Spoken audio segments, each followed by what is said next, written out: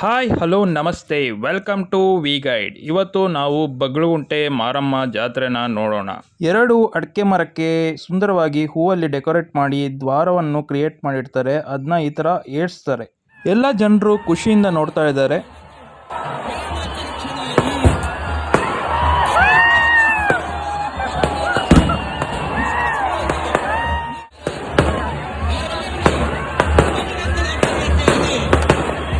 ನೀವಿಲ್ಲಿ ನೋಡ್ಬೋದು ಸುಮಾರು ಜನ ವಿಡಿಯೋ ಮಾಡ್ತಾ ಇದ್ದಾರೆ.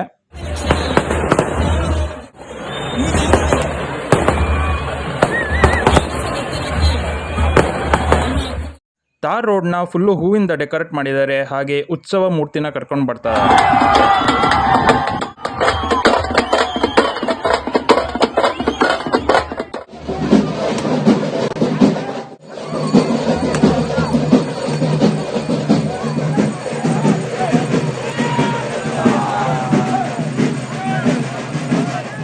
ಉತ್ಸವ ಮುಗ್ದಾದ್ಮೇಲೆ ದೇವ್ರನ್ನ ದೇವಸ್ಥಾನದೊಳಗಡೆ ಕರ್ಕೊಂಡು ಹೋಗ್ತಾ ಇದ್ದಾರೆ.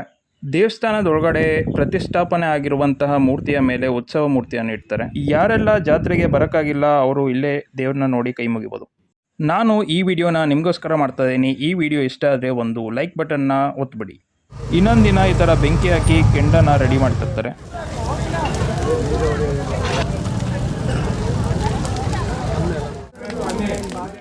ನೋಡಿ, ಈ ಥರ ಕೆಂಡ ರೆಡಿಯಾಗಿರುತ್ತೆ. ಈ ಕೆಂಡದ ಮೇಲೆ ಕೆಲವರು ಹರಕೆ ಮಾಡಿರ್ತಾರೆ, ಅವರು ನಡೀತಾರೆ. ಈ ಟೈಮಲ್ಲಿ ತುಂಬ ಜನಗಳು ಸೇರಿರ್ತಾರೆ. ಒಂದು ದೊಡ್ಡ ಹಳ್ಳ ಮಾಡಿಬಿಟ್ಟು ಅದರಲ್ಲಿ ಎಲ್ಲ ಕಟ್ಟಿಗೆ ಹಾಕಿ ಬೆಂಕಿನ ಹಾಕಿ ಕೆಂಡ ರೆಡಿ ಮಾಡಿರ್ತಾರೆ. ಇವಾಗ ನಾವು ಭಕ್ತರು ಕೆಂಡದ ಮೇಲೆ ನಡೆಯೋದನ್ನ ನೋಡೋಣ.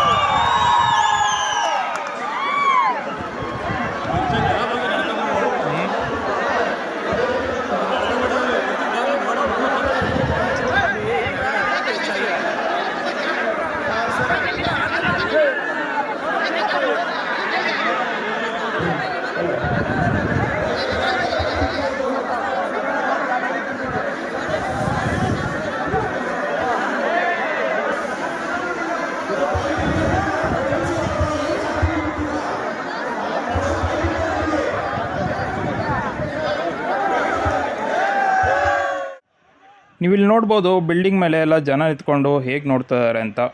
ಇದು ಒಂದು ದೊಡ್ಡ ಹಬ್ಬದ ಥರ ಕಾಣುತ್ತೆ.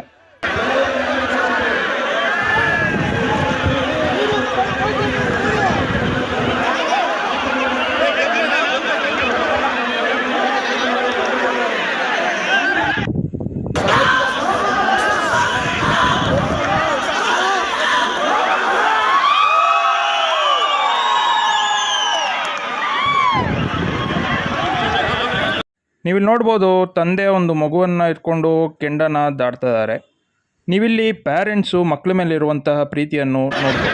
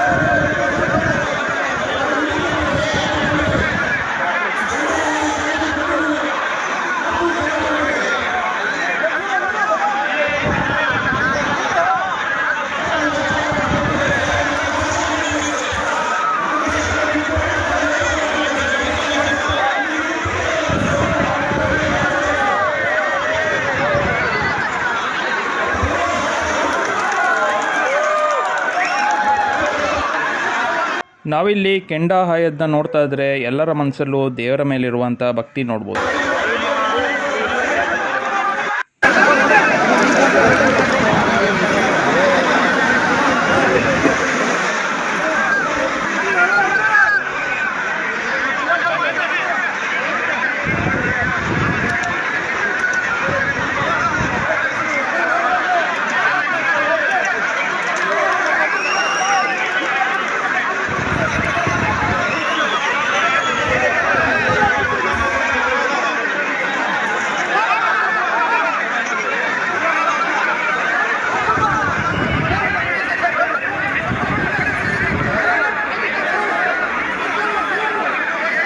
ಕೆಲವು ಜನರು ದೇವಿನ ಹೊತ್ಕೊಂಡು ನಡೀತಿದ್ರು.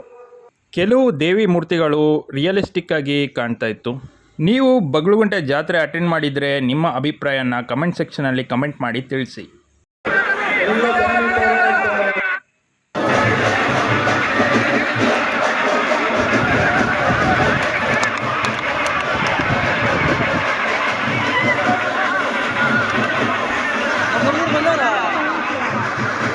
ಈ ವಿಡಿಯೋ ನಿಮಗೆ ಇಷ್ಟ ಆಗಿದೆ ಅಂತ ಅಂದ್ಕೊಂಡಿದ್ದೀನಿ. ಈ ವಿಡಿಯೋ ಇಷ್ಟ ಆಗಿದ್ದರೆ ಲೈಕ್ ಮಾಡಿ, ಶೇರ್ ಮಾಡಿ, ಹಾಗೆ ಇನ್ನು ನಮ್ಮ ಚಾನಲ್ ಸಬ್ಸ್ಕ್ರೈಬ್ ಆಗಿಲ್ಲ ಅಂದರೆ ಸಬ್ಸ್ಕ್ರೈಬ್ ಮಾಡಿ. Thanks for watching.